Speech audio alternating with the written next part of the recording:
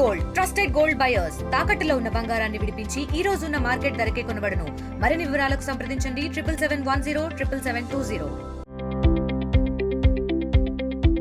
General గా next head constable అవ్వాలనుకుంటారు. Constable మీరు direct గా ఐపీఎస్ ఎందుకు అవ్వాలనుకుంటారు? సివిల్ సర్వీసెస్లో ఐపీఎస్ అనేటువంటిది ఫస్ట్ ప్రయారిటీ పెట్టాలని.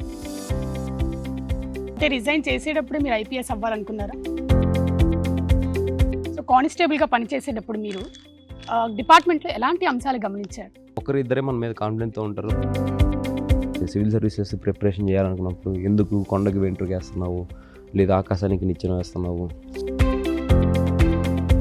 చాలా మంది ఒక వారియర్గా చూస్తున్నారు.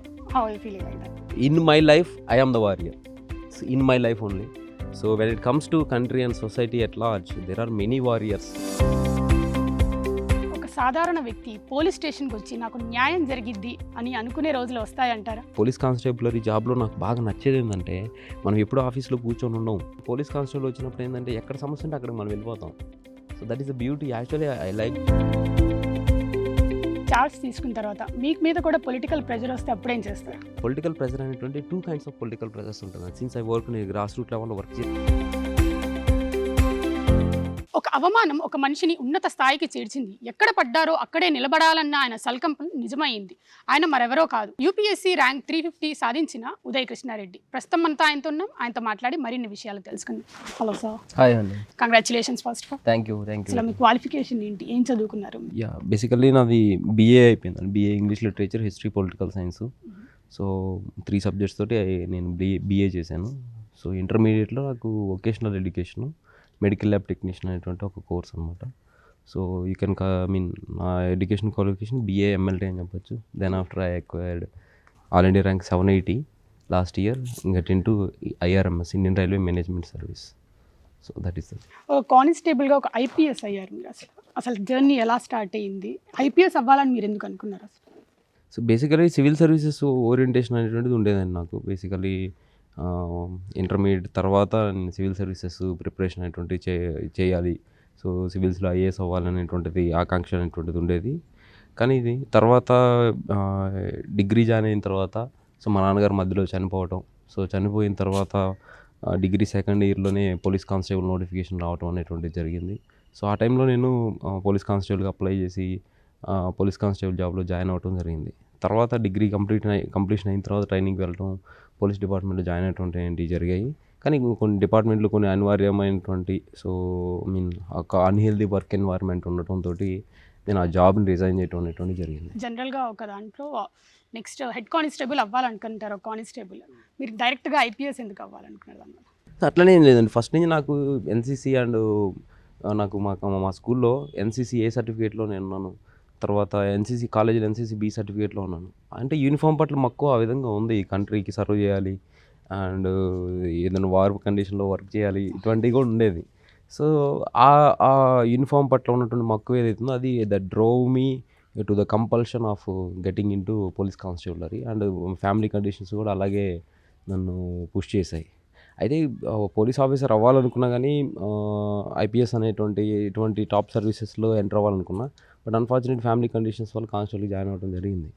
దాని తర్వాత ఇంకా అన్హెల్దీ వర్క్ ఎన్వైర్న్మెంట్ ఏదైతే ఉందో సో దాన్ని ఫేస్ చేసిన తర్వాత లేదు మనం ఖచ్చితంగా సివిల్ సర్వీసెస్లో ఐపీఎస్ అనేటువంటిది ఫస్ట్ ప్రయారిటీ పెట్టాలని లాస్ట్ ఇయర్ వరకు కూడా నేను ఐపీఎస్ని ఫస్ట్ ప్రయారిటీ పెట్టడం జరిగింది. సో ఓవరాల్గా నేను గ్రాస్ రూట్ లెవెల్లో నేను అబ్జర్వ్ చేసినటువంటి ఆస్పెక్ట్స్ ఏవైతే ఉన్నాయో with respect to public service delivery, the policing కావచ్చు, లేకుంటే హైరార్కీలో ఉన్నటువంటి ప్రాబ్లమ్స్ కావచ్చు, వీటిని చూసి ఓకే మనం ఉంటే ఇంకా బాగా సర్వ్ చేస్తాం కదా సో అనేటువంటి ఒక ఇగ్నిషన్ అయితే ద కాగ్నిటివ్ ఇగ్నిషన్ అంటారు దాన్ని. సో అలా నాకు రావటం అనేటువంటిది జరిగింది ఆ ఆలోచన. సో దానివల్ల నేను ఇంకా డెడికేటెడ్గా వర్క్ చేసి ఐపీఎస్ అవ్వటం అనేటువంటి జరిగింది. అన్హెల్తీ సిచ్యువేషన్స్ అంటున్నారు. What is that unhealthy situation you faced in your life?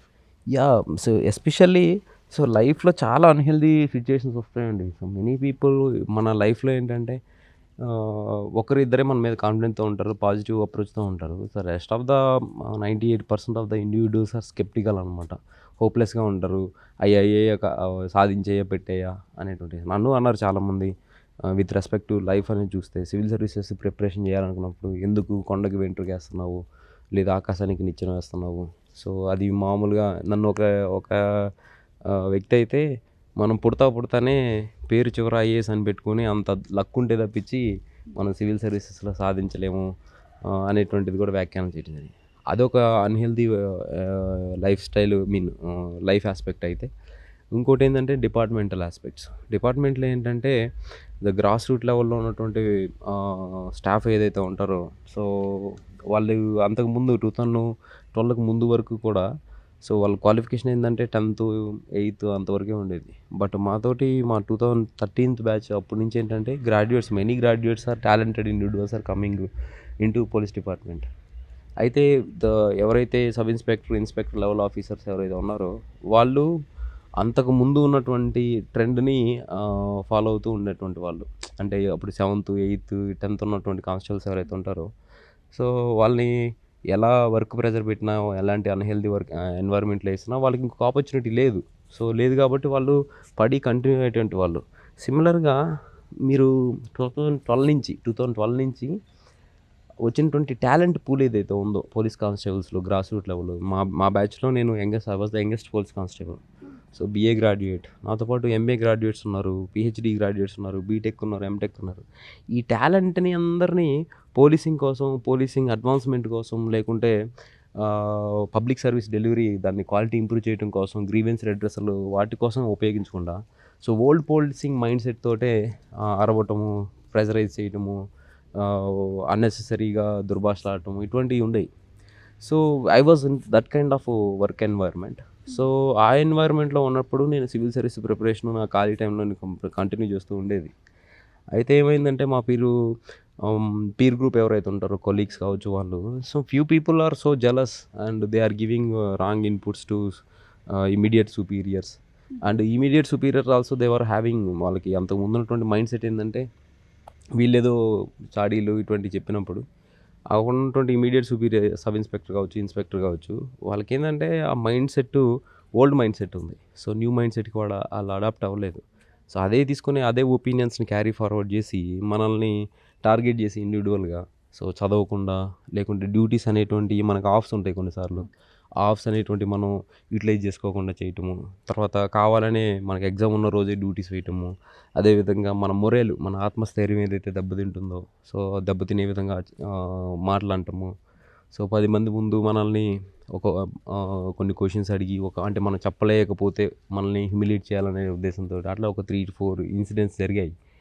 అలా జరిగిన తర్వాత ఒక పాయింట్ ఆఫ్ టైంలో నేను I was late to drill ఆ రోజు. సో సమ్ టెక్నికల్ ఇష్యూస్ వాటి వల్ల. అండ్ అప్పుడు ఒక 60 మెంబర్స్ ముందు సార్ కాబోయే IPS IAS ఆఫీసర్ అని చెప్పి చాలా హ్యూమిలియేటివ్గా మాట్లాడటం. ఈవెన్ IAS IPS అయినా వాళ్ళకి ఏంది థియరిటికల్ నాలెడ్జే ఉంటుంది. సో మేమే SIలు అండ్ ఇన్స్పెక్టర్స్, మేమే కింగ్లు అన్నట్టు. సో అలా హ్యూమిలియేటివ్గా మాట్లాడి మన ఆత్మస్థైర్యాన్ని అండ్ సెల్ఫ్ రెస్పెక్ట్ని, ఆత్మ గౌరవాన్ని కూడా కించపరచడం అనేటువంటిది జరిగింది. ఇలా జరిగినప్పుడు అప్పుడే నేను ఇమీడియట్గా అదే రోజు రిజిగ్నేషన్ అప్పటికప్పుడే ఇవ్వటం అనేటువంటిది జరిగింది. Because of that incident. That incidents. And ఎందుకంటే సో నేను ఒక 19 years నేను పోలీస్ కానిస్టేబుల్కి సెలెక్ట్ అయ్యాను. సెలెక్ట్ అయిన తర్వాత నా ఆలోచన ఏంటంటే ఒక 2 years డిపార్ట్మెంట్లో వర్క్ చేస్తే గ్రౌండ్ లెవెల్ రియాలిటీస్ తెలుస్తాయి. మా ఫాదర్ మదర్ లేరు, ఇంటి దగ్గర ఫైనాన్షియల్ సపోర్ట్ లేదు. సో ఈ 2 years కొంచెం శాలరీ సేవింగ్స్ పెట్టుకుంటే తర్వాత సివిల్ సర్వీసెస్ ప్రిపరేషన్కి వెళ్ళొచ్చు అనేటువంటి ఆలోచన ఉండింది. దాంతోపాటు మనం చుట్టూ ఉన్న పీర్ గ్రూప్ కూడా they play very crucial role అండి. ఊర్లో విలేజెస్లో ఎలా ఉంటుందంటే ఒక గవర్నమెంట్ జాబ్ వచ్చిందంటే ఇంకా లైఫ్ సెట్ అన్నట్టు ఉంటుంది. సో ఇంకా ఈ విలేజెస్ మన near and dear well wishers ఎవరైతే ఉంటారో వాళ్ళు ఎవరు కూడా జాబ్ని వదిలేసి సివిల్స్ ప్రిపేర్ అవుతానంటే they never encouraged me. And ఇంకోటి దే వర్ సో స్కెప్టికల్, అంటే అనుమానంతో ఉండేవాళ్ళు, అది వచ్చేదా పెట్టేదా చెప్పాను కదా ఇందాక, అలా డిస్కరేజ్ చేసేటువంటి వాళ్ళు. సో ఆ ఇన్సిడెంట్ జరగడంతోటి అంటే రిజైన్ చేసేటప్పుడు మీరు IPS అవ్వాలనుకున్నారా? ఖచ్చితంగా అప్పుడైతే రిజైన్ చేసేటప్పుడైతే IPS అవ్వాలనుకున్నా. సో లేటర్ ఆ రేజ్ ఏదైతే ఉంటుందో, కోపం కావచ్చు, ఉద్రేకం కావచ్చు, ఆవేశం కావచ్చు, that dissipates over a period of time మనం ఉద్రేకానికి, ఆవేశానికంటే కూడా ఆలోచనకి ప్రాధాన్యం ఇవ్వడం జరుగుతుంది. తర్వాత నేను ముందు సివిల్ సర్వీస్ ప్రిపరేషన్ స్టార్ట్ చేసింది IAS అవ్వడం లక్ష్యం కోసం. తర్వాత మళ్ళీ నా కోర్స్ ఆఫ్ టైంలో నేను IAS, నా లక్ష్యం అనేటువంటిది IAS. అనేటువంటిది ఆ క్రమంలో మనం ఏ సర్వీస్ వచ్చినా కానీ మనం తీసుకుందాం ఆపర్చునిటీని వీ షుడ్ గ్రాబ్ ఇట్ అని చెప్పేసి చేయడం జరిగింది. కానీ లాస్ట్ ఇయర్ మాత్రం నేను ఐపీఎస్‌నే ప్రిఫరెన్స్ పెట్టడం జరిగింది. ఈ ఇయర్ ఐఏఎస్ పెట్టాను. But I got IPS rank only. So I feel that since NCC A certificate till today that I am going to wear the IPS uniform. IPS అంటే NCC A certificate నుంచి IPS uniform వరకు ఇదొక destiny, tryst with destiny అనమాట. So that how ఆ relation అనేటువంటిది వదలట్లేదేమో, uniform relation అనేటువంటి అనుకుంటున్నాను. అంటే ఆ పోలీస్ అయినా మీకు ఫస్ట్ నుంచే తెలుసా, లేకపోతే కానిస్టేబుల్గా జాయిన్ అయినప్పటి నుంచి ఏదైనా పర్సనల్ గడ్జ్ ఏదైనా ఉందా ఆయనకి మీ మీద, లేకపోతే సో అట్లనే ఏం లేదండి. చెప్పాను కదా మీకు, ఆ వర్క్ ఎన్వైర్న్మెంట్లో ఈ కొలీగ్స్ ఎలా ఉంటుందని కొంచెం జలస్ ఉంటుంది. ఇంకోటి ఏంటంటే ఇమీడియట్ సుపీరియర్ ఆఫీసర్స్కి they are busy with their own affairs. So అప్పుడేంటంటే ఈ రైటర్స్, డబ్బా రైటర్స్ ఎవరైతే ఉంటారో వీళ్ళు చాడీలు చెప్పటం, చివాకులు అవాకులు చెప్పటం ఇటువంటివి. సో ఇలా దానివల్ల అది ఇంప్రూవ్ అయింది అంతే. అవమానించిన చాలా మంది వదిలేసుకుని ఈ సమాజంలో ఛాలెంజ్గా తీసుకొని ఇప్పుడు ఐపీఎస్ ఆఫీసర్ అవ్వలేదు. So life is full of challenges అండి. I mean though it is old, చాలా పురాణ ఓల్డ్ సేయింగ్ అయినప్పటికి కూడా so everyday is a challenging. మనం ఆఫీస్కి వెళ్ళాలి, సో టైంకి వెళ్ళడం అదొక challenge. So but the variation intensity to overcome that challenge. ఆ ఛాలెంజ్ని మనం ఓవర్కమ్ చేయాలి అంటే ఒక intensity, dedication, energy levels and resources as well, ఇవన్నీ కూడా మనకి కీ రోల్ ప్లే చేస్తాయి అన్నమాట. అయితే నేను తీసుకున్న టాస్క్ అయితే ఏదైతే ఉందో అది చాలా పెద్ద టాస్క్ అయినో. సో దానికి చాలా టైం పడుతుంది, రిసోర్సెస్ పడతాయి, అండ్ అన్నిటికంటే కూడా మెంటల్గా చాలా స్ట్రాంగ్గా ఉండాలి. ఎందుకంటే failure after failure facing 3 failures consecutively, 3 failures వచ్చిన తర్వాత కూడా నేను మళ్ళీ 4th అటెంప్ట్ ఇవ్వటం, మళ్ళీ 5th అటెంప్ట్ ఇవ్వటం. So that requires lot of mental strength అనమాట. సో ఆ ఆస్పెక్ట్లో చూసుకున్నట్టయితే ఒక్కసారి వెనక్కి తిరిగి చూసుకున్నప్పుడైతే ఈ రిసోర్సెస్ ఆస్పెక్ట్ ఏవైతే ఉందో అది ఈజీ ఓవర్కమ్ చేయటం. ఇప్పుడు ఎవరి దగ్గర అప్పు తీసుకోవచ్చు, విషర్స్ దగ్గర తీసుకోవచ్చు, లేదంటే ఎన్జిఓస్ ఉన్నాయి, ఇవి చేయొచ్చు. రిసోర్సెస్ మనీ లేకున్నా, మెటీరియల్ లేకున్నా, బుక్స్ లేకున్నా, కానీ మన మెంటల్ స్టెబిలిటీ ఏదైతే ఉందో దాన్ని ఓవర్కమ్ చేయటం, దాన్ని స్ట్రాంగ్గా చేసుకోవడం చాలా కష్టం అనమాట. సో అక్కడ కొన్ని ఇన్సిడెంట్స్ ఉన్నాయి. నేను బాగా డౌన్ అయిపోయి ఇంక ఇది నా వల్ల కాదేమో అన్నటువంటి సెల్ఫ్ కాన్ఫిడెన్స్ని కోల్పోయిన ఆస్పెక్ట్. బట్ మళ్ళీ so after taking the spiritual path Anjaneya స్వామిని నేను ఆరాధించడం అనేటువంటి స్టార్ట్ చేసిన తర్వాత ఇంక నాలో మనోధైర్యం, శారీరక బలం అది ఇంకా అన్నీ పెరుగుతూ వచ్చాయి. ఆ విధంగా నేను ఆ ఛాలెంజెస్ని ఓవర్కమ్ చేశాను. అంటే మీరు ఒకప్పుడు ఎంబీబీఎస్ చదవాలి, సర్జన్ అవ్వాలనుకున్నారు. Right now you are an IPS. So destiny అలా కుదిరింది, హ్యాపీగా ఫీల్ అవుతున్నారా, ఆర్ ఎల్స్ సర్జన్ అవ్వలేకపోయారు? ఈవెన్ ఇప్పటికీ నాకు ఐపీఎస్ వచ్చినా నెక్స్ట్ నేను మళ్ళీ రాసి ఐఏఎస్ అవ్వబోతున్నా, కానీ ఆ డాక్టర్ అవ్వలేదు అనేటువంటి ఆ రిగ్రెట్ మాత్రం that will be ever lasting till my last breath of life అనమాట. సో డాక్టర్ అవ్వాలంటే అది చిరకాల కోరిక. నన్ను కనుక ఇప్పుడు టైం ట్రావెల్ చేసి వెనక్కి వెళ్ళమంటే నేను I will choose MBBS over IPS. So అది షూర్లీ. అంటే డిపార్ట్మెంట్లో కానిస్టేబుల్గా ఎన్ని సంవత్సరాలు చేశాను? నేను 5 years సర్వీస్ చేయటం అనేటువంటి జరిగిందండి. ఒక 10 months ట్రైనింగ్లో ఉన్నాను. So 5 years, almost 5 years service చేయటం అనేటువంటి జరిగింది 2013 నుంచి 2018 వరకు. 1 month నుంచి లాస్ట్ 1 month మీకు వచ్చిన కాంప్లిమెంట్స్, అప్రిసియేషన్స్ వింటుంటే ఎలా అనిపిస్తుంది? That your hard work pays off. So it alwaysly మనకి హ్యాపీనెస్ ఇస్తుందండి వన్స్ వీ అచీవ్. బట్ ఏంటంటే కంగ్రాచులేషన్స్, అప్రిషియేషన్స్ కంటే కూడా what I'm feeling so happy అంటే చాలా సంతోషకరమైన విషయం ఏంటంటే నన్ను చూసి ఎక్కువ మంది ఇన్స్పైర్ అయ్యారు. ఆ ఇన్స్పైర్ అవ్వారు అనేటప్పుడు నాకు ఇంకా ఎక్కువ ఆనందం వస్తుంది. నన్ను విష్ చేయటం అనేటువంటిది, so it is easy to wish, but it is very difficult and tough to get inspire and to work forward. So అలా ఛాలెంజింగ్గా గట్స్ ఉన్నటువంటి వాళ్ళు ఇన్స్పైర్ అవుతారు, దాన్ని మెటీరియలైజ్ చేస్తారు. మిమ్మల్ని చాలా మంది ఒక వారియర్గా చూస్తున్నారు. How you feeling like that? In my life I am the warrior, in my life only. So when it comes to country and society at large, there are many warriors, the larger than life figures are there. So వాళ్ళ ముందు అయితే నేను టేనీ beat చాలా చిన్నవాడిని, కానీ నా లైఫ్కి మాత్రం నేను ఒక్కనే వారియర్. మీరు చాలా సందర్భాల్లో ఈగోని, సెల్ఫ్ రెస్పెక్ట్ని కొట్టకూడదు ఒక మనిషికి. అవును. ఇప్పుడు ఆ అధికారికి తెలిసిందా మీరు ఐపీఎస్ అయ్యారు? అబ్వియస్లీ తెలుసుంటుంది. So I hope he must have realised. So అంటే ఎవరిని కూడా అండి, సో మనం ఇప్పుడు you take any social institutions, political institutions, economic institutions in the history of so far civilisation of humanity. So అంటే మొత్తం మానవ నాగరికత చరిత్రలోనే ఏ సంస్థ కానీ, అంబేద్కర్ గారు కూడా అంటారు, సో కుల వ్యవస్థ అనేటువంటి దాన్ని చూసినప్పుడు ఆయన ఏమంటారంటే, ఏ వ్యవస్థ కూడా సాంఘిక, ఆర్థిక, రాజకీయ, సామాజిక, సాంస్కృతికమైనటువంటి ఏ అంశాలు, ఏ సంస్థలు కూడా మనిషి యొక్క ఆత్మగౌరవాన్ని అనేటువంటి దాన్ని తనఖా పెట్టి, లేకుంటే కాంప్రమైజ్ అయ్యి గనక నిర్మిస్తే ఆ వ్యవస్థలు వైఫల్యం అవుతాయి. సో, అది అది that I strongly believe in the words of Ambedkar. So, అందుకనే నేను చెప్తా ఎవరిని కూడా ఈగోని you can hurt the ego superior, inferior లేకపోతే సబార్డినేట్స్ ఉన్నప్పుడు the ego clashes may come absolutely. కానీ కింద వీధులు ఊడ్చే వాళ్ళ దగ్గర నుంచి ప్రధానమంత్రి గారి దగ్గర వరకు కూడా ప్రతి మనిషికి ఆత్మాభిమానం, ఆత్మ గౌరవం అనేటువంటిది మనం ఎప్పుడూ కించపరచకూడదు. So, that I strongly believe. ఆఫీసర్ని వెళ్ళి కలిసారా మీరు? లేదండి, ర్యాంక్ కలవలేదండి. వచ్చిన తర్వాత. కలవలేదు. ఆయన అసలు ఇప్పుడు ఎక్కడున్నారో కూడా తెలీదు ఫ్రాంక్లీ నాకు. అవమానించిన అధికారి పేరు మీరు ఎక్కడా చెప్పట్లేదు, అంటే రీజన్ ఏంటండి దానికి? నేను ఇప్పుడే చెప్పాను కదా! సో, ఇప్పుడు నేను చెప్పాను ఏ ఇన్‌స్టిట్యూషన్‌లో ఇప్పుడు I have it's a matter of seconds మీకు ఆ వర్డ్ చెప్పటం, ఏం చెప్పటం అనేటువంటిది. But I don't want to even to compromise or deteriorate or degrade his self respect. ఆయన సెల్ఫ్ రెస్పెక్ట్‌ని కూడా ఏమో ఆ రోజు ఆయన వెల్ ఇన్ఫార్మ్డ్ కాకపోవచ్చు. అంటే నా గురించి ప్రాపర్‌గా ఆయనకి తెలిసి ఉండకపోవచ్చు ఒకటి. ఎందుకు చుట్టుపక్కల వాళ్ళు ఈ రైటర్స్, డబ్బా రైటర్స్ వాళ్ళు ఏదైనా చెప్పుండొచ్చు. లేకపోతే ఆయన ఏదన్నా ఎన్‌రోజ్‌లో ఉండుండొచ్చు. లేకుంటే ఆయనే ఒక మిస్‌బిలీఫ్‌లో ఉండుండొచ్చు. సో, అలా ఉండుండొచ్చు.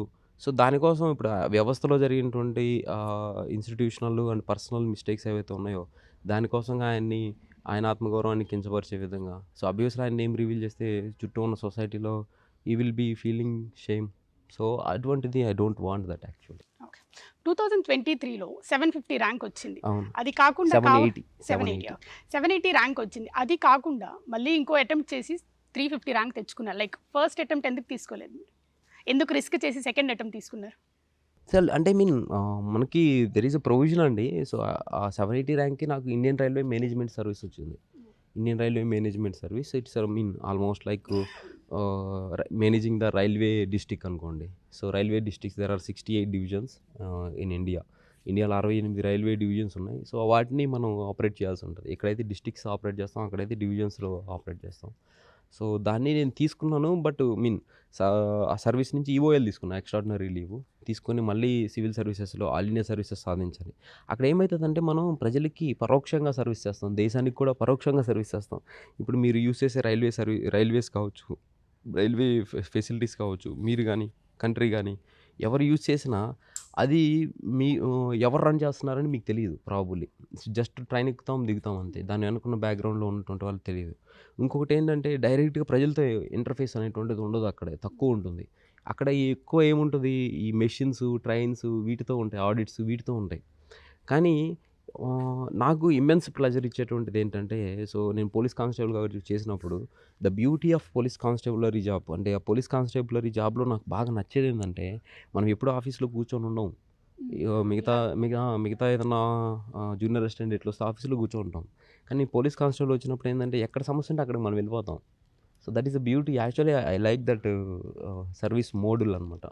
సో, అందుకనే నేను అటువంటి గ్రౌండ్ లెవెల్‌లో ఇంటర్ఫేసు అనేటువంటిది ఉండేటువంటి యాస్పెక్ట్ ఏదైతే ఉంటదో దాంట్లోకి వెళ్తే బావుంటదని చెప్పేసి నేను మళ్ళీ ఎగ్జామ్ అనేటువంటిది రాయటం జరిగింది. ఐఏఎస్, ఐపీఎస్ అనేటువంటి వాటిని టార్గెట్ చేసి. So, by God's grace with the blessings of Hanuman I end up into IPS. So, that is the thing. So, కానిస్టేబుల్‌గా పనిచేసేటప్పుడు మీరు డిపార్ట్మెంట్‌లో ఎలాంటి అంశాలు గమనించారు? సో, మీరు సేమ్ ఈ క్వశ్చనే నన్ను ఇంటర్వ్యూలో కూడా అడగడం జరిగింది. సో, యూపీఎస్సీ ఇంటర్వ్యూలో. So, there are few kind of things అండి. So, good and bad positive and negative aspects 2 ఉంటాయి. So, when it comes to మంచి అనేటువంటిది ఓకే. ఇంకా మంచి ఇప్పుడు జరుగుతుంది. కానీ ఇంకా మనం ఇంప్రూవ్ అవ్వాలి. కాబట్టి ఆ ప్రాబ్లమ్స్ ఏవైతే ఉన్నాయో ఆ యాస్పెక్ట్ దిష్టా మనం చూసినట్లయితే ఒకటి పబ్లిక్ ఇంటర్ఫేస్ ఏదైతే ఉందో అంటే ప్రజలకి సమస్య వచ్చినప్పుడు వాళ్ళు పోలీస్ స్టేషన్‌కి అప్రోచ్ అయినప్పుడు అక్కడ ఉండేటువంటి రెడ్రెసల్ మెకానిజం ఏదైతే ఉందో అంటే స్టేషన్‌కి వెళ్ళటం అంటేనే ఫస్ట్ భయపడతారు ఒకటి. లంచాలు ఎక్కువ యాహ్! తీసుకుంటారని లంచాలు భయం ఒకటి, ఉంటుంది. పోలీస్ వాళ్ళు రూడ్‌గా బిహేవ్ చేస్తారనేది ఒకటి.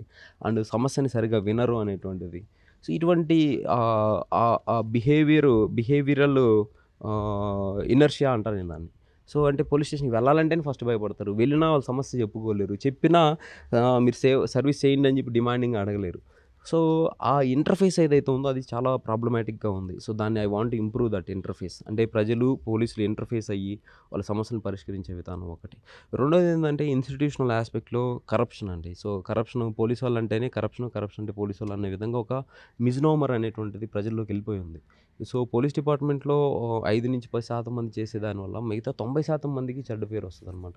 కానీ పోలీస్ డిపార్ట్మెంట్ అనేటువంటిది మనకి తెలియకుండా ఈరోజు మీరు మేము ఇట్లా కూర్చొని మాట్లాడుకుంటున్నాం అన్నా గానీ, మీరు అంత దూరం నుంచి ట్రావెల్ చేసి ఇక్కడికి వచ్చారన్నా గానీ, పోలీస్ అనేటువంటి వాళ్ళు ఇన్విజిబుల్‌గా ప్రొటెక్ట్ చేయబట్టే మీ దాకా మనం చేయగలుగుతున్నాం. సో బట్ ఎవరు కూడా దీన్ని హైలైట్ చేయరు.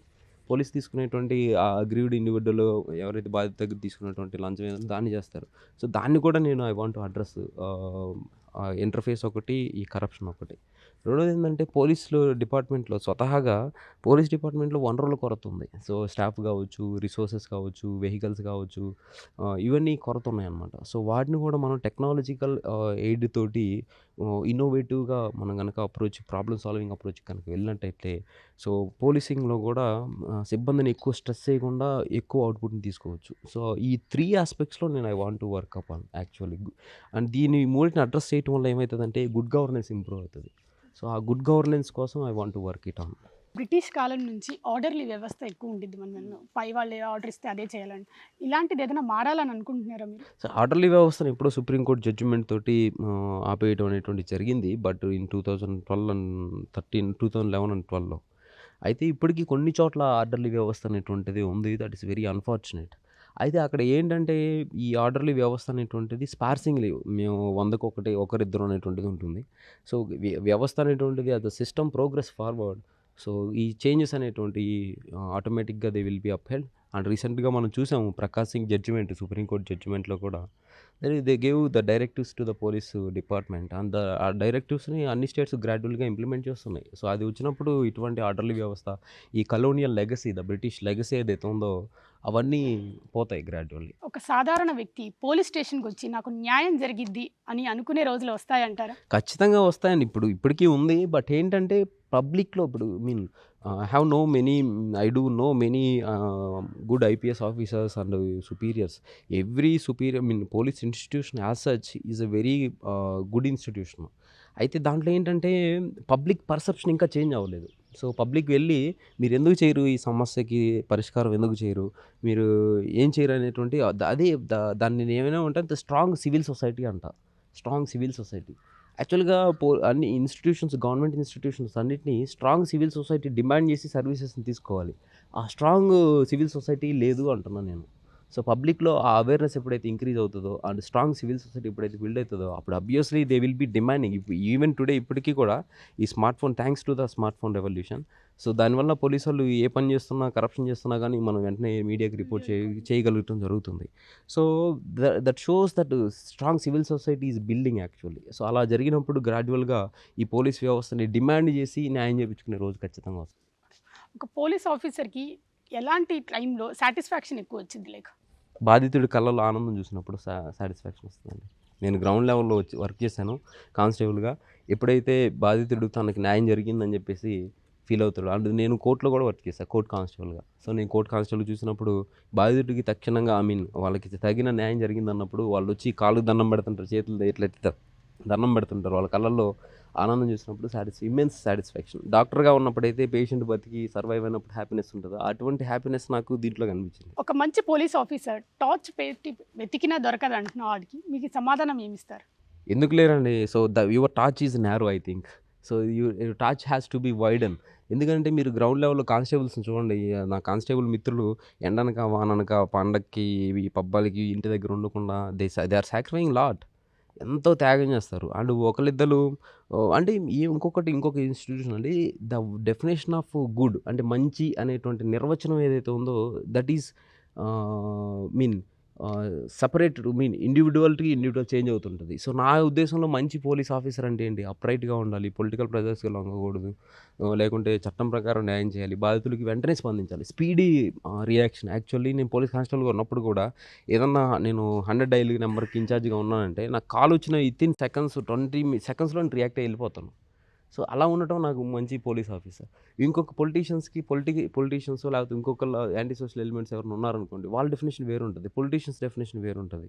సో అదేవిధంగా ఎవరైతే వెస్టెడ్ ఇంట్రెస్ట్ ఉంటారో వాళ్ళు దాంట్లో వేరు ఉంటుంది. అండ్ సిటిజన్ దగ్గర ఏంటంటే సిటిజన్కి న్యాయం చేసినా చేయకపోయినా ఫస్ట్ వాళ్ళ మొర ఆలకిస్తే వాళ్ళు గుడ్ ఆఫీసర్స్ అన్నట్టు. సో ఇలా ద డెఫినేషన్ ఆఫ్ మంచి అండ్ గుడ్ చేంజ్ అవుతూ ఉంటుంది. బట్ అల్టిమేట్లీ ఏంటంటే ఎవరైతే అప్రైట్‌గా ఉంటారో, ఎవరైతే చట్టానికి నాకు మా టీచర్ ఒక ఆయన చెప్పారు, "నువ్వు ఎక్కడున్నా న్యాయం వైపు నిలబడు" అనేటువంటిది. సో అలా ఉండి ధర్మాన్ని, న్యాయాన్ని అప్‌హోల్డ్ చేసేటువంటి వాళ్ళు they are good police officer. You have to widen up your torch spectrum actually. మీరు డిపార్ట్మెంట్లో ఛార్జ్ తీసుకున్న తర్వాత మీ వే ఆఫ్ వర్కింగ్ స్టైల్ అలా ఉండబోతుంది. సో నేను అంతకుముందు ఇంటర్వ్యూస్‌లో కూడా చెప్పానండి. The good governance will be my prime motive. ఎందుకంటే ఇప్పుడు నేను అబ్జర్వ్ చేశాను గ్రౌండ్ లెవెల్‌లో ఉన్నప్పుడు ఒక బాధితుడు స్టేషన్‌కి రావాలన్నా, లేకపోతే ఆ ఎస్‌హెచ్ఓని అప్రోచ్ అవ్వాలన్నా గానీ ఫస్ట్ ఆడకి రావాలా, గంటలు గంటలు వెయిట్ చేయాలా. కంప్లెయింట్ రాకపోతే ఇంకా అదొక నరకం. సో ఇంకో గంట వెయిట్ చేయాలా. సో దాని తర్వాత అక్కడున్న కానిస్టేబులో, హెడ్ కానిస్టేబులో, ఏఎస్ఐ వీళ్ళని కలవాలా. వాళ్ళు కాసేపు ఆగు, ఇంకొంచెంసేపు ఆగు, ఇటువంటి నరకయాతన అనేటువంటిది ఉంటుంది. వెయిటింగ్ పీరియడ్ అనేటువంటిది. సో అట్లాంటిది లేకుండా డైరెక్ట్‌గా నేనైతే నా వాట్సాప్ నెంబరు, నా personal number and mail, telephone number అనేటువంటిది నేను ఏ డిస్ట్రిక్ట్‌లో పనిచేస్తే ఆ డిస్ట్రిక్ట్‌లో ఇవ్వటం అనేటువంటిది జరుగుతుంది. సేమ్ నేను పనిచేసేటువంటి డిస్ట్రిక్ట్‌లో ఉంటుంటే ఎస్‌హెచ్ఓలందరికి కూడా ఇన్‌స్ట్రక్షన్స్ ఇస్తాను.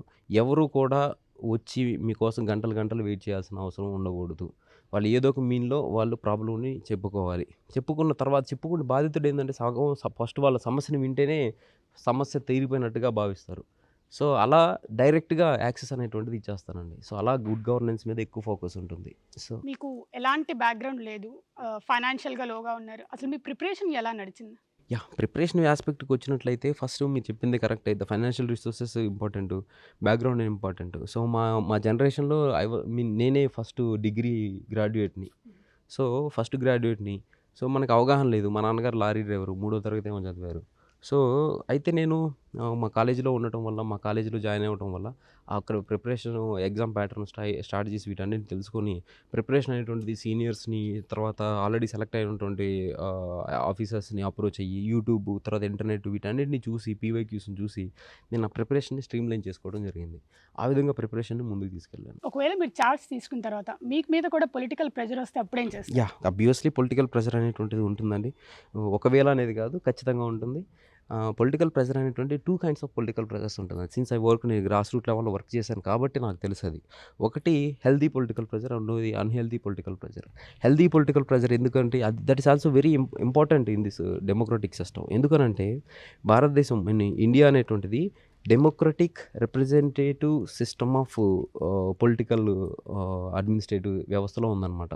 సో అంటే ప్రజా ప్రాతినిధ్యం అనేటువంటిది, ఆ ప్రతినిధులు అనేటువంటి వాళ్ళు ప్రజలని ప్రాతినిధ్యం వహిస్తుంటారు. ఖచ్చితంగా వాళ్ళు ప్రజా సమస్యల్ని లా అండ్ ఆర్డర్‌ని కంట్రోల్ చేసేటువంటి ఆఫీసర్ దగ్గరికి తీసుకొస్తూ ఉంటారు. అయితే ఈ హెల్తీ పొలిటికల్ ప్రెషర్స్‌కి అయితే నేను ఖచ్చితంగా ప్రజల సమస్యకి సత్వరం స్పందించి నా శాయశక్తుల వాటికంటే కూడా ఇంకెక్కువ స్పందించి నేను సమస్యలను పరిష్కరిస్తాను. When it comes to unhealthy political pressures ఇవేంటంటే వెస్టెడ్ ఇంట్రెస్ట్‌తో ఉంటాయన్నమాట. వీళ్ళని అరెస్ట్ చేయండి, వాళ్ళని అరెస్ట్ చేయండి, లేకుంటే ఇంకొకటి వీళ్ళని బెదిరించండి, వాళ్ళని బెదిరించండి. సో అటువంటి వాటిని సిన్స్ నేను గ్రౌండ్ లెవెల్‌లో కానిస్టేబుల్‌గా వర్క్ చేశా కాబట్టి వాటిని ఎలా ట్యాకిల్ చేయాలో ఐ నో దట్. కొత్తగా ఎవరైనా వచ్చిన ఆఫీసర్స్ అయితే వాళ్ళు ఎలా ట్యాకిల్ చేయాలో తెలియక సంక్షోభంలోకి వెళ్తారేమో కానీ బట్ నేను ట్యాకిల్ చేయగలుగుతాను. I have immense confidence on me. So వాటిని ట్యాకిల్ చేసి సో ప్రజలకి ఖచ్చితంగా న్యాయం అందేటట్టుగా అయితే నేను చేయగలుగుతాను. I'm very confident about it. మీ నానమ్మ, మీ తమ్ముడు ఎలాంటి సహకారం అందించారు మీ ప్రిపరేషన్‌లో అసలు యువర్ జర్నీ? ఫ్రాంక్లీ చెప్పాలంటే వాళ్ళు ఫస్ట్ సంశయంతో ఉండేనండి. ఇతను ఏం సాధిస్తాడు, చేస్తాడు వాళ్ళకి నమ్మకం లేకుండా ఉండేది. సో నేనైతే మా నాయనమ్మకి చెప్పలేదు. సో నేను కానిస్టేబుల్ జాబ్ రిజైన్ చేస్తున్నా ఇవన్నీ చెప్పలేదు. ఎందుకంటే ఆమె మళ్ళీ బాధపడతారు ఏమని చెప్పేసి నేను రిజైన్ చేయటం అనేటువంటిది చేసింది చెప్పలేదన్నమాట. చెప్పకుండా నేను హైదరాబాద్ ట్రాన్స్ఫర్ అయిందని చెప్పి ప్రిపరేషన్ చేయటం అనేటువంటిది జరిగింది. మా తమ్ముడు కూడా ఇన్ఫాక్ట్ నేను రిజైన్ చేసిన 2.5 years తర్వాత ఏమో తెలుసు ఆయనకి కూడా. సో ఆయన కూడా ఇంట్లో చెప్పకుండా చేశాడు. తర్వాత ఒక ప్రైవేట్ జాబ్ జాయిన్ అయ్యి నాకు ఫైనాన్షియల్‌గా సపోర్ట్ చేయటం అనేటువంటిది జరిగింది. దీని ఎగ్జామ్‌లో ఫెయిల్యూర్ అయినప్పుడు, లో ఫీల్ అయినప్పుడు నాకు సపోర్టివ్‌గా ఉండటం అనేటువంటిది జరిగింది మా తమ్ముడు. సో ఈ విధంగా ఒక ఫ్యామిలీ సపోర్ట్ అనేటువంటిది ఉంది.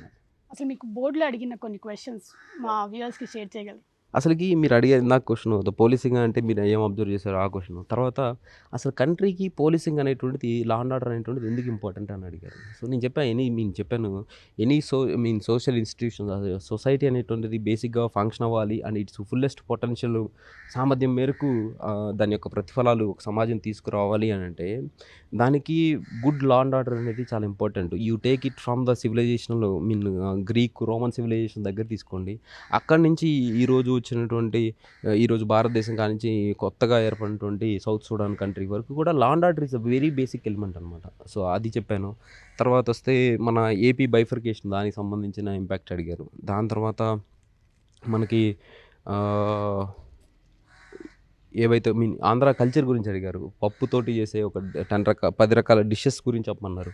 తర్వాత ప్రివెన్షన్ ఆఫ్ మనీ లాండరింగ్, హవాలా అంటారు దాన్ని. So prevention of money laundering ఏదైతే ఉందో ఆ మనీ లాండరింగ్కి సంబంధించినటువంటి క్వశ్చన్స్, దానికి సంబంధించిన ఆ యాక్ట్కి సంబంధించినటువంటి ప్రొవిజన్స్ అడగడం జరిగింది. దాని తర్వాత centrally sponsor schemes, state sponsor schemes, central sector schemes ఏవైతే ఉన్నాయో వాటి గురించి వాటి బడ్జెట్ అవుట్లే గురించి అడగడం జరిగింది. దాని తర్వాత ఆర్బీఐ దానికి అంటే నా ఇంటర్వ్యూ జరిగిన ముందు రోజు మానిటరీ పాలసీని రివ్యూ చేశారు. సో ఆ అప్డేట్స్ అడిగారు. సో మానిటరీ పాలసీ రివ్యూ చేసిన అప్డేట్స్. దాని తర్వాత వచ్చినట్లయితే నాకు ఒక హాబీ ఉండేది, హెచ్ఐవి అండ్ ఎయిడ్స్ పేషెంట్స్కి కౌన్సిలింగ్ చేయడం. ఆ హాబీ గురించి అడిగారు. దాని తర్వాత మళ్ళీ ఒక 3 కంట్రీస్ని ప్రపంచంలో ఆఫ్రికా నుంచి ఒకటి, సౌత్ అమెరికా నుంచి ఒకటి, యూరోప్ నుంచి ఒకటి పిక్ చేసుకొని వాటికి ఉన్నటువంటి ఒక యూనిక్ పాయింట్ మిగతా దేశాలు ఏ దేశానికి ఉండకూడదు. సో అటువంటి ఒక యూనిక్ పాయింట్ చెప్పని అడగడం జరిగింది. సో దాని తర్వాత నేను పోలీస్ కానిస్టేబుల్ జాబ్ ఎందుకు రిజైన్ చేసావు అనేటువంటి అడగడం జరిగింది. So you gave them the reason? Yeah, I అప్లీ gave the reason. On top of it అది ఒక చాలా చిన్న ఫ్యాక్టర్ అండి. సో నేను జెన్యున్గా చెప్పాను, నేను ముందు నుంచి సివిల్స్ ప్రిపేర్ అవ్వాలని ఉండేది, కానీ ఫ్యామిలీ రెస్పాన్సిబిలిటీస్ వల్ల జాయిన్ అయ్యాను. కానీ అక్కడ అన్హెల్దీ వర్క్ ఎన్వైర్న్మెంట్ని ఫేస్ చేయడం జరిగింది. దాని తర్వాత I gave resignation, want to work fullest of my potential అని చెప్పి. సో నా ఇంటర్వ్యూ అనేటువంటిది I got all India third highest, 210 marks వచ్చాయి. So the board was very satisfied. So దానివల్ల నాకు all India third, even first ranker కంటే కూడా నాకు ఇంటర్వ్యూ స్కోర్స్ ఎక్కువ వచ్చాయి. సో ఫైనల్లీ యూపీఎస్సీ ప్రిపేర్ అయ్యే స్టూడెంట్స్కి మీరు ఇచ్చే సజెషన్ ఏంటి? సో యూపీఎస్సీ ప్రిపరేషన్ అనేటువంటిది ఇక్కడ 2 ఆస్పెక్ట్స్ అండి. ఒకటి ఫస్ట్ ఈ మెరిట్ సిస్టమ్ అనేటువంటి దాన్ని అండర్స్టాండ్ చేసుకోవాలి మీరు. ఇప్పుడు 10th క్లాస్ ఉందనుకోండి, 10th క్లాస్, ఇంటర్మీడియట్, గ్రాడ్యుయేషను. ఈ 10th క్లాస్లో 35 మార్క్స్ వచ్చిన ప్రతి ఒక్కడు పాస్ అయినట్టే. అంటే ఒక 10 lakh పీపుల్ అప్లై చేస్తే 10 lakh పీపుల్కి 35 మార్క్స్ వచ్చినాయి అనుకోండి. 35 మార్క్స్ వచ్చిన ప్రతి ఒక్కళ్ళు 10th క్లాస్ పాస్ అయినట్టే. కానీ సివిల్ సర్వీసెస్లో మీకు 99% అంటే 99% మీకు వచ్చింది, కానీ నాకు 99.1% వచ్చింది. సో అక్కడ ఉన్నటువంటి ఒకటే వేకెన్సీ ఉంటే మీకు 99% మార్క్స్ వచ్చినా ఇవ్వరు మీకు. నాకు 99.1% అంటే మీకంటే నేను రిలేటివ్లీ కొంచెం మెరిట్లో ఉన్నా కాబట్టి ఫస్ట్ దీన్నే అండర్స్టాండ్ చేసుకోవాలి పిల్లలు, తల్లిదండ్రులు ఇద్దరు. ఎందుకంటే ఫస్ట్ నుంచి మీరు స్కూల్ టాపరు, కాలేజ్ టాపరు, కానీ ఎందుకు సివిల్స్లో ఫెయిల్ అవుతున్నాం అంటే దిస్ ఈస్ ద రీజన్ ఒకటి. రెండోది ఏంటంటే సివిల్ సర్వీసెస్ ప్రిపరేషన్ వచ్చినప్పుడు you have to prepare your self to face the failures first. Success రావచ్చు, వెంటనే రావచ్చు, లేకపోతే లేట్గా రావచ్చు, కానీ దానికంటే ముందు ష్యూర్లీ ఫెయిల్యూర్ అనేటువంటిది వస్తుంది. సో దాన్ని ఫేస్ చేయాలి. ద మెంటల్ స్టెబిలిటీ అనేటువంటిది చాలా ఇంపార్టెంట్.